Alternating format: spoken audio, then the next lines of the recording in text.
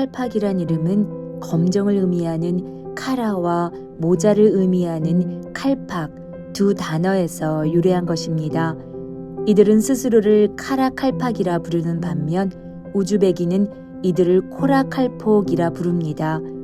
카라칼팍족은 터키, 이란 및 기타 중앙아시아 국가에 살고 있지만 주로 우즈베키스탄 북서부에 많은 인구가 살고 있습니다.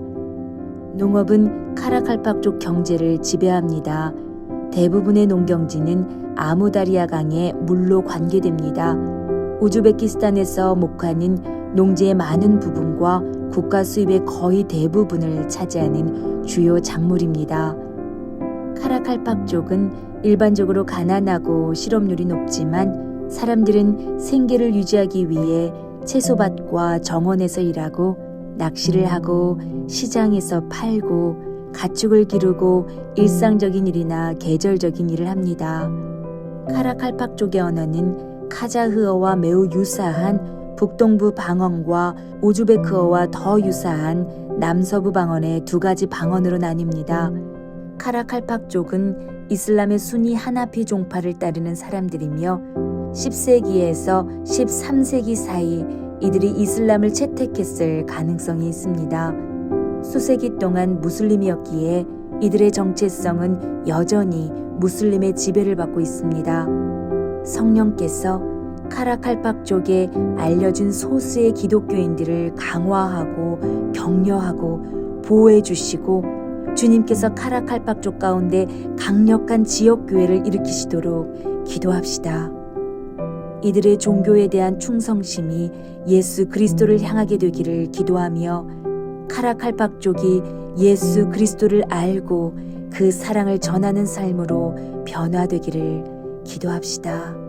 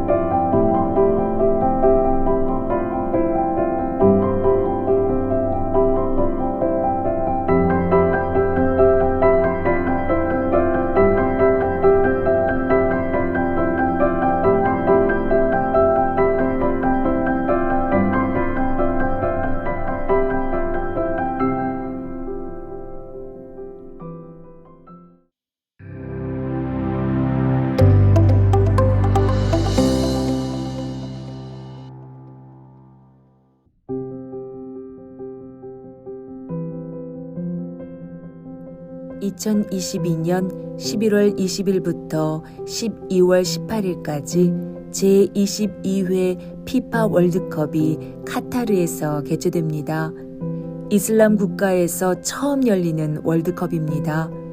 카타르 정부는 이 정도 규모의 큰 스포츠 대회를 처음 개최하기 때문에 역대 월드컵 개최국 중에 가장 많은 재정인 285조 원을 쏟아부어 대회를 준비했습니다. 카타르는 인구가 적은 산유국으로 걸프 부국 중 하나이자 나아가 세계에서 제일 가는 부자 나라 중에 하나입니다. 대부분의 카타르인은 초호화 삶을 살고 있지만 더 많은 부를 축적하려는 욕망이 그들의 삶을 피폐하게 만들고 있습니다. 카타르 250만 인구 중 자국인 인구는 11.6%에 불과합니다. 이곳은 인도, 네팔, 필리핀 등 다민족이 공존하고 종교도 다양합니다. 카타르의 복지는 정말 엄청난 수준입니다. 성인 기준 월 500에서 600만 원의 기본소득이 대다수의 국민에게 보장되며 의료, 수도, 전기가 모두 무료입니다. 카타르는 2013년 6월 25일 넷째 아들 타민 빈 하마드 알타니는 왕위를 평화적으로 계승했습니다. 국왕 타밈은 철저한 이슬람 신봉자이고 이슬람법을 최우선으로 삼고 나라를 통치하고 있습니다. 단연 이슬람이 65.2%로 주를 이루며 자국인은 공식적으로 100% 무슬림입니다.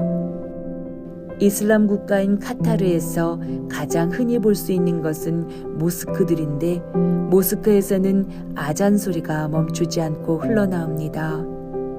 감사하게도 최근에는 SNS, 라디오, 인터넷, 위성 방송을 통해 무슬림에게 복음의 기쁜 소식이 전해지고 있습니다.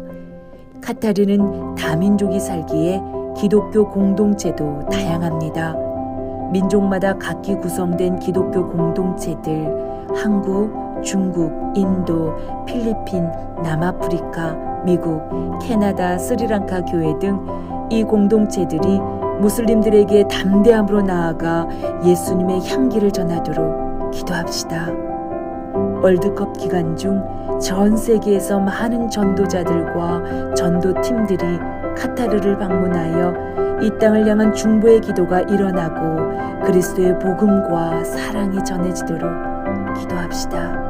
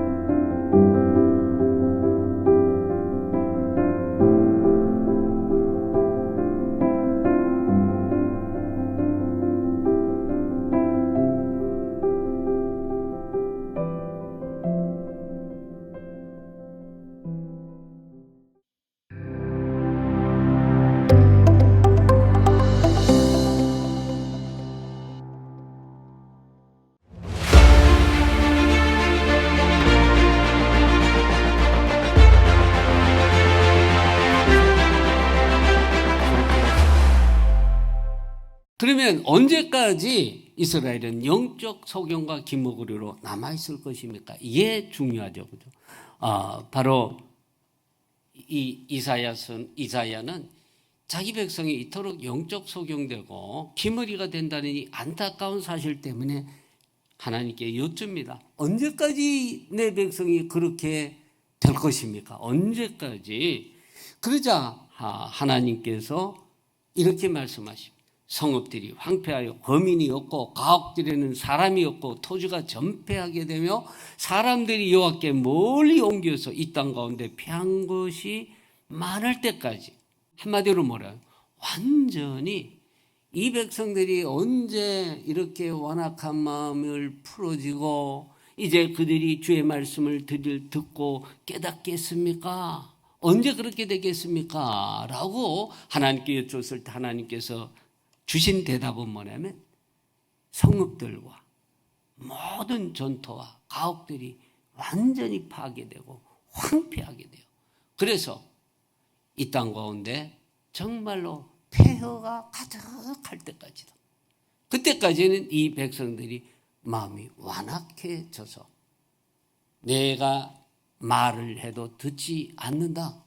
여기서 보면 조상의 땅에서 사람들이 여호와께 멀리 옮겨진다는 말은 이 조상의 땅에서 멀리 옮겨서 그 땅이 황폐하여서 거주자가 없을 정도로 황폐하여져 그들의 영적인 상태가 매우 완악한 상태로 머물러 있게 됨을 말씀하고 있습니다. 이 사건이 언제까지 있게 됐느냐 하는 것은 역사적으로 증명해 줍니다. 주 70년에 이미 예수님께서 이제 종말에 관한 말씀을 이미 장차 있을 말씀을 주실 때에 이 돌 위에 돌 하나도 남지 않을 정도로 예루살렘 성전이 파괴되어지고 모든 유다가 결국은 파괴를 통해서 전 세계적으로 흩어질 것을 말씀했는데, 구체적으로는 주 70년에 로마의 디도 장군에 의해서 예루살렘 성전과 예루살렘이 파괴되어지고 유다가 망하고 전세적으로 뿔뿔이 흩어져서 1948년 독립할 때까지 이스라엘 땅은 완전히 황폐해졌습니다.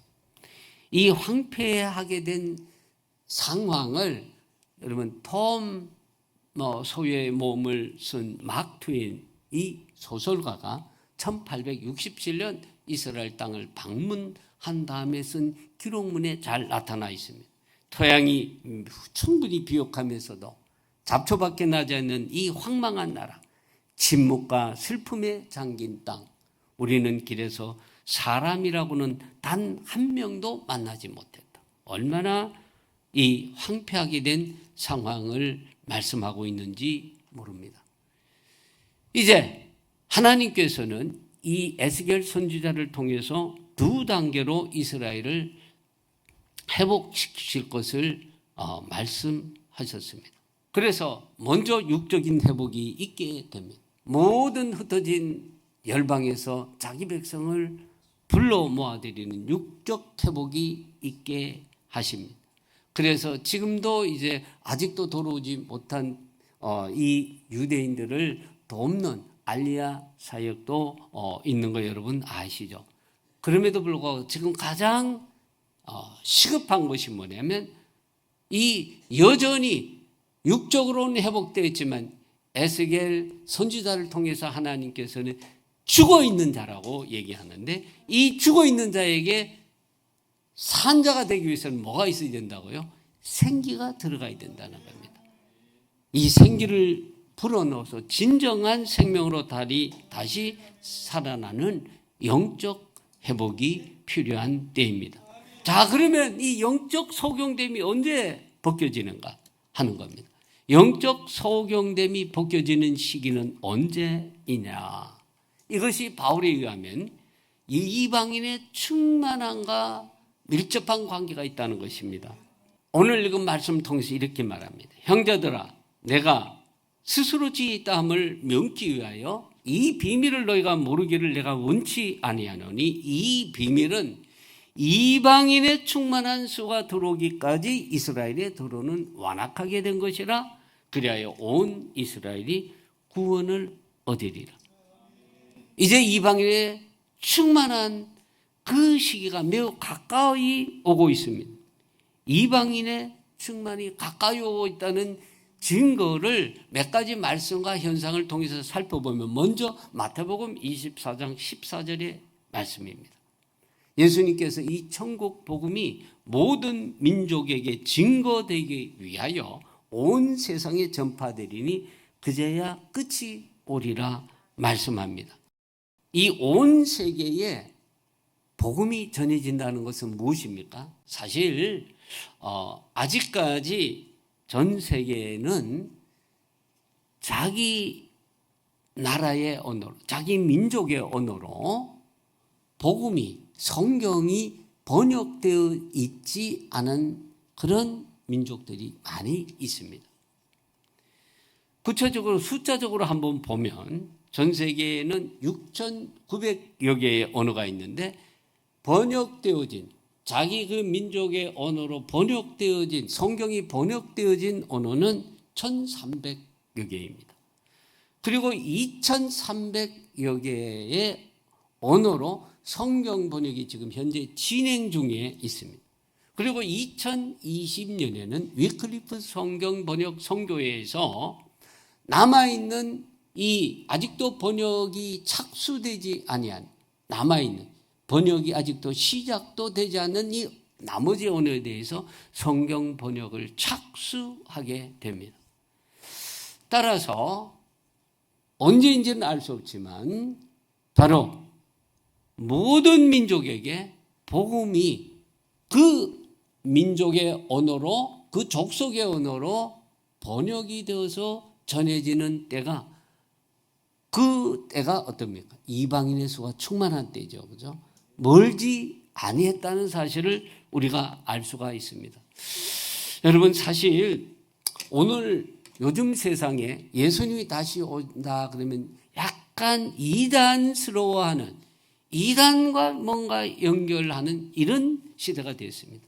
왜 그러냐 하면 한때 언제 예수님이 온다 이렇게 함으로 우리나라에도 그런 사람이 있었습니다. 이모시라고 하시는 분이 얘기함으로 말미암아 이제 뭔가 이 예수님 재림하면 뭔가 그 사람이 정신이 좀 이상하거나 아니면 뭔가 이단에 가깝거나 이런 생각을 하는 때가 됐습니다. 근데 분명히 우리가 성경에서 주님이 분명히 다시 온다고 말씀하셨는데 우리가 이것을 믿지 아니하면 우리는 복음의 전부의 일부를 안 믿는 것입니다. 복음은 뭐냐면 예수님의 탄생하신가, 예수님의 이 공생애와 사역과 부활, 고난과 부활과 다시 오심을 전체적으로 우리가 복음이라고 부르는 겁니다. 근데 다시 오심을 빼버리면 복음의 일부를 믿지 아니한 것입니다. 그런데 주님이 사실 언제 오시는지 저는 조금 알아요. 상당히 좀 위험하다 생각하실 수 있는데 사실 오늘이 무슨 날이냐면요.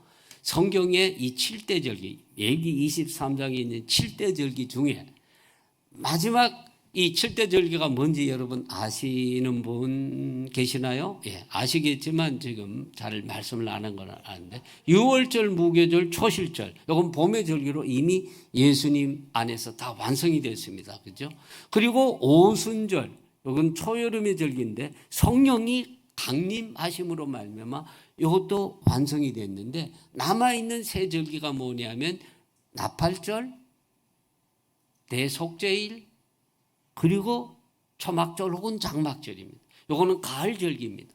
주님께서 말씀하시기를 추수할 것이 가득했다. 희어졌다. 이것은 뭐냐면 끝을 의미합니다. 그리고 구체적으로는 이방인의 수가 충만함이 가까웠고 그래서 주님이 언제 오시냐면 나팔 소리와 천사장의 나팔 소리와 함께 강림하신다고 데살로니가전서 4장 13절에서 17절에서 특별히 말씀합니다.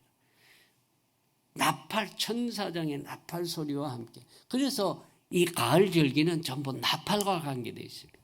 그래서 구체적으로는 이게 성경역으로는 제 7번째 달이고 오늘날 그 바빌론 포로 이후로는 티슈리월이라고 하는 이때가 이제 유대인들에게는 신년이 되는데 금년에 이 양력으로 보면 9월 25일이 에렙 나팔절, 에렙 로시샤샤나고 9월 26일이 되고 10월 4일이 용키푸르가 되고 4일 5일 용키푸르가 되고 오늘 저녁이 바로 초막절이 시작되는 저녁이 되고 그래서 초막절.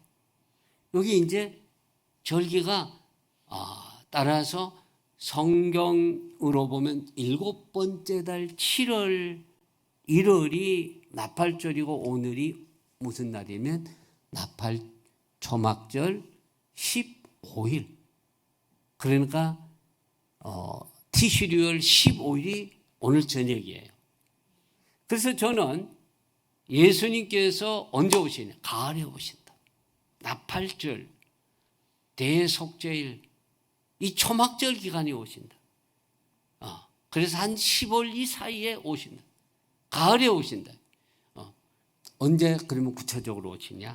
몇 년, 몇 월, 며칠은 모르지만 확실한 거는 이방인의 수가 충만하게 되고 그래서 온 이스라엘이 구원을 얻게 되고 다시 한번 열방이 온 이방인이 다시 한번 충만하게 되면 주님께서 가을 절기 때 그때에 천사장의 나팔 소리와 함께 구름을 타고 주님이 오시는 줄 확신합니다. 따라서 우리는 모든 민족에게 복음이 전해지는 이방인의 충만이 그리 멀지 않았음을 알 수가 있습니다. 그런데 이 이방인의 충만이요, 이방인의 때의 충만하고도 밀접한 관계가 있음을 보여줍니다. 아까 우리가 보았듯이 이방인의 충만이 있기까지 이스라엘에 더러는 영적 소경 상태에 있을 것을 말씀합니다. 자, 그러면 어떻게 될까요? 이방인의 충만함이 있게 되면, 아까 그랬죠. 언제 이런 영적 소경이 끝나게 됩니까? 그렇게 이사야가 물었는데, 이방인의 충만이 있게 되면, 한편으로는 육적인 상태는 어떨까요? 이스라엘 땅이 완전히 황폐되어지고, 한편으로는 또 이방인의 충만함이 있게 되면 유대인들의 영적 소경 상태도 끝나게 됩니다. 이방인의 충만으로 인해서 이스라엘의 영적 눈이 열리는 때는 또한 이방인의 때가 종식되는데, 이것과 관련해서 보면 누가복음 14장 21장 24절에 보면 예수님께서 저희가 칼날에 죽임을 당하며 모든 이방에 사로잡혀 가겠고, 사로잡혀 갔잖아요. 그죠? 모든 이방에 사로잡혀 가서 그 이방에서 참으로 고난을 받고 비참한 생활을 하다가, 그리고 그 땅은 어떻든가, 땅은 완전히 황폐가 되어지고 예루살렘과 이스라엘은 이방인에 짓밟히게 되는데, 그죠? 이방인의 때가 언제까지는 끝난다는 겁니다. 여기 말씀에 이방인의 때가 차기까지, 이방인의 때가 종식될 때까지 이방인들에게 밟히리라. 예루살렘과 이스라엘에게 밟히리라. 그 밟힌 결과 뭐예요? 다른 말로 하면 가옥이 완전히 전폐되고 사람이 살지 않고, 막 트웨인이 얘기했듯이 어떻게 된다고요? 길에 가보니까 사람이 하나도 없더라. 완전히 황폐한 땅이 되는 때가, 끝나는 때가 있다는 겁니다. 그 끝나는 때가 언제 되었습니까? 바로 언제요? 1948년에 1차적인 이런 이방인의 때가 끝났는데, 구체적으로는 예루살렘이 해방되어진 것은 그 유명한 6.1전쟁, 1967년 6.1전쟁으로 이스라엘이, 예루살렘이 회복됩니다. 놀라운 것은 이방인의 때가 끝나면서 이스라엘의 영적 소경됨이 끝나는 모습들이 구체적으로 보이더라는 겁니다. 그 증거가 뭐냐면 1948년 1차적으로 이방인의 때가 끝날 때는 유대인 중에 예수 믿는 사람이 30여 명. 근데 이제 예루살렘, 이방인의 때가 완전히 종식되고 예루살렘이 회복되어지자 1967년 이후로 300여 개의 교회와 100여 개의 이 기도초소와, 그리하여 약 현재 3만 5천 명의 성도로 성장하는 모습을 보여주더라는 것입니다. 영적 소경됨이 점점 지금 거치고 있다는 사실을 구체적으로 우리에게 보여주고 있습니다.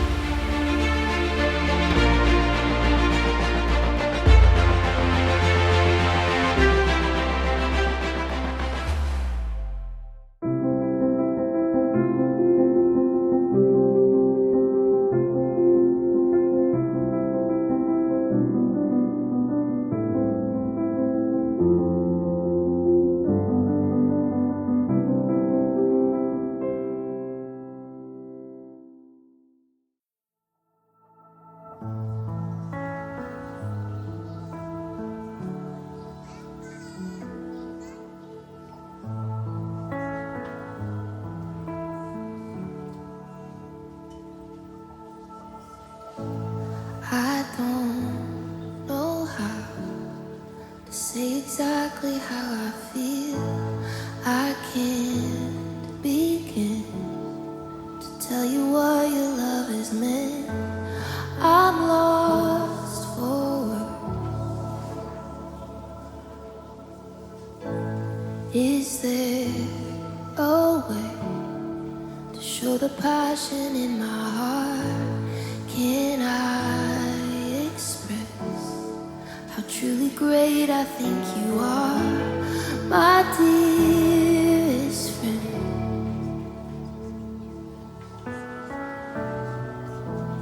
This is my desire,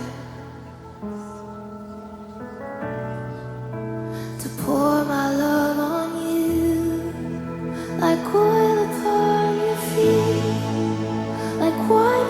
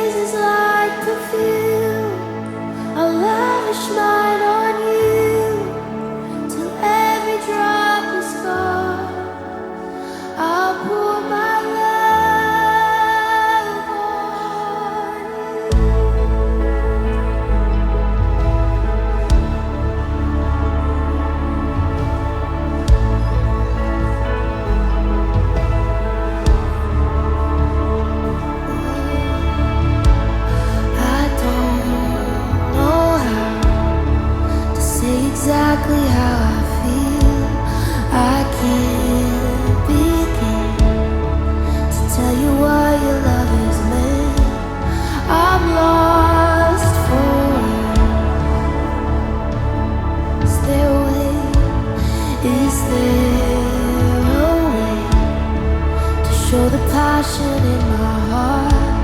Can I express how truly great I think you are, my dearest friend?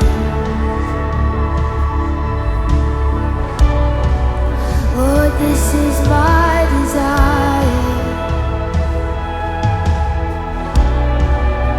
to pour my love on you like oil upon your feet, like wine for you to drink, like water from my heart.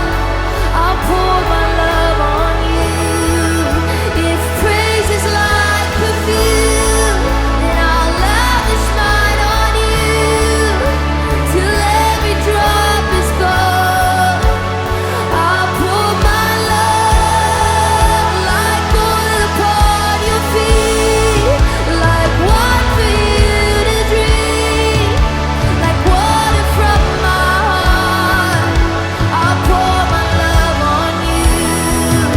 If praise is like perfume, then I'll lavish mine on you till every drop is gone. I'll pour my love on you.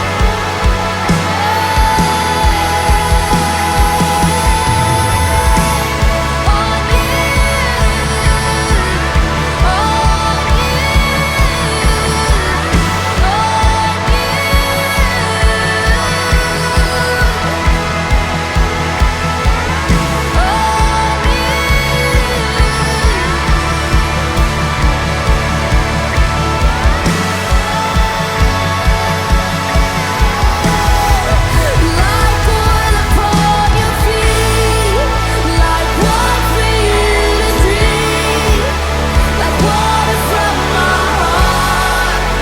I'll pour my love on you.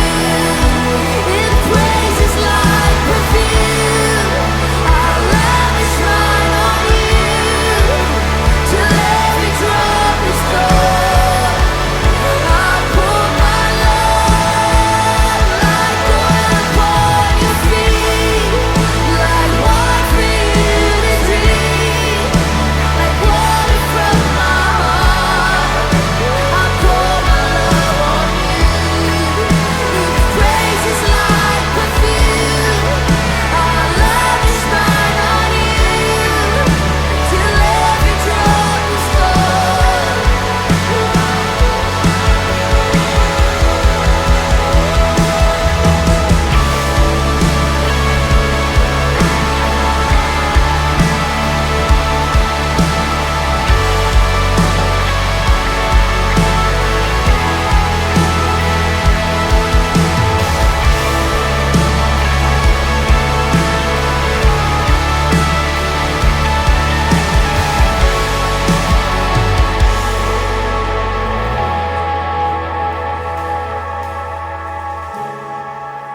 Like wine for you to drink, like water from my heart. I'll pour my love on you. If praise is like perfume, I'll lavish mine on you till every drop is gone. I'll pour my love on you, on you, on you, on you.